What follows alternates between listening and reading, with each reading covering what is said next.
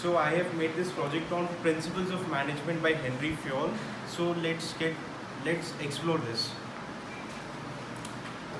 He's Henry Fayol, and he has given 14 principles. So first among this is division of work. Division of work states that there should be a division of work among the employees, means the workload should not be be on the single employee. Work should be divided. This brings speciality. And the second principle is authority and responsibility, which means there should be a division of authority and responsibility in a firm for the smooth functioning. Then comes discipline. Discipline means there should be a proper code of conduct and proper following of rules and regulations in a firm. Then comes the unity of command. Unity of command means there should be a single boss over the employees. That means the employees should receive orders from only one boss. Then it comes followed by the unity of direction. Unity of direction means the goal of the firm and the employees should be of one. That is, they should work on the same goal. Then comes stability of tenure of a person.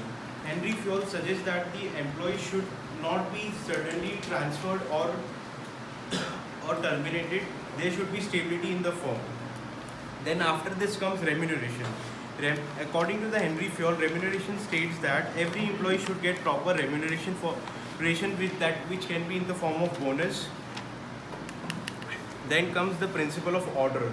Order means according to Henry Fayol, order means there is a proper place for every man and material in a firm.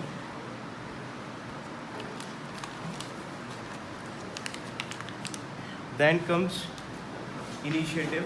According to the Henry Fayol, initiative means every employee should get a chance to express his views, to give initiatives to the business.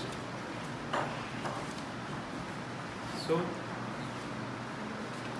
now comes the principle of centralization and decentralization.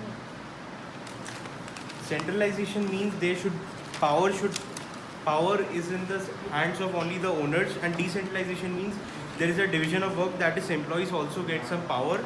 So this is my art integrated project on principles of Henry Fayol. Thank you so much.